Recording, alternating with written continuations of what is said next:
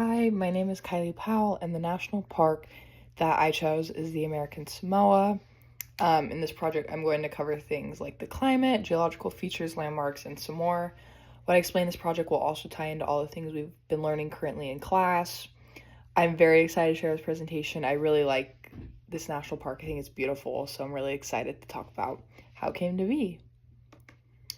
The American Samoa consists of 5 islands and 2 coral atolls. If you don't know what those are, coral atolls are basically ring-shaped coral reefs that are typically formed when a volcanic island basically sinks in the ocean. American Samoa consists of things like volcanic activity, many coral reefs, and erosion that causes things like valleys, caves, and the beautiful beaches there.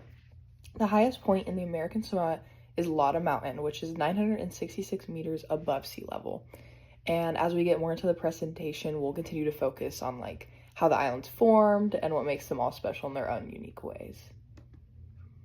So for establishment, American Samoa National Park was established actually on Halloween, October 31st, 1988. The National Park Service began efforts to establish the national park in July of 1987. And like I said before, it was established on October 31st, and it was officially created through Public Law 100/571. However, the National Park Service was unable to purchase the land due to traditional communal land system.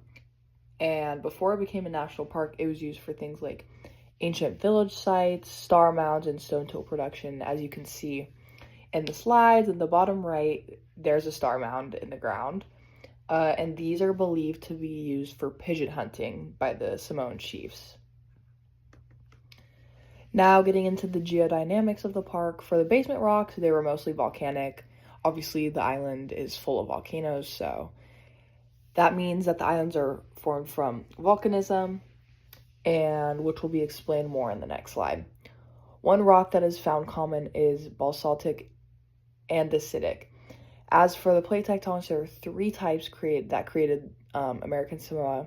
Those are Pacific Plate, Indo-Australian Plate, and the Tonga Trench. These tectonic interactions contribute to the island-building processes and occasional seismic activity. The complex movement between these plates also influence the formation of the underwater volcanoes and ridges that are in the region. So, as I said previously, volcanism is how the islands were formed. These islands actually formed pretty similar to how the Hawaii Islands were formed.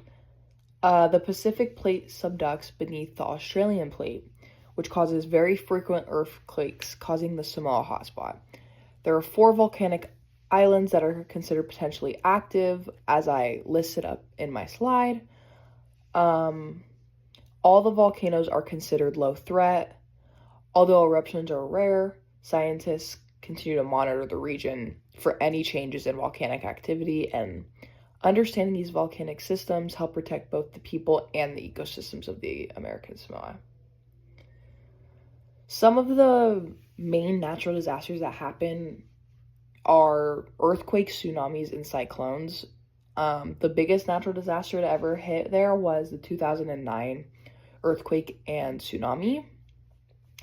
This was a 8.1 magnitude earthquake right near the Tongan Trench. It triggered a huge tsunami and it killed 192 people. The pictures in my slide kind of just show how dangerous a tsunami can be. And yeah. So climate change is a very important topic for this park. Obviously, as years go on, the temperature continues to rise everywhere. Here, the sea levels rise and the coral is bleaching from the sun, as you can see in that picture. As for the ecosystem, climate change is affecting that as well. Both marine and terrestrial ecosystems are both being affected by the warming weather. As for the community, climate change has great health concerns, economics, and loss of land by flooding. Since this national park consists of islands, rising sea levels can be detrimental for this national park. So marine life is very important as everything is surrounded by water. There's many coral reefs there. There are many coral reef deposits, which coral reef deposits are primarily composed of the calcium carbonate skeleton selected by coral polyps, along with shell fragments and algae. As for on land, they have volcanic and sedimentary deposits and lava flow. One specific one is ballistic lava flow on Tutuila Island. Um, the interaction between the volcanic terrain and marine ecosystems creates a unique environment in biodiversity. Over time, the buildup of coral reef deposits has contributed to the growth and stability of the island's coastal regions. So there are many kinds of fossils, mostly coral reefs, as you can see at the bottom left. But there are other things like pollen, insects, vertebrae, etc. Fossils are very important and very helpful with finding out ancient history within the parks.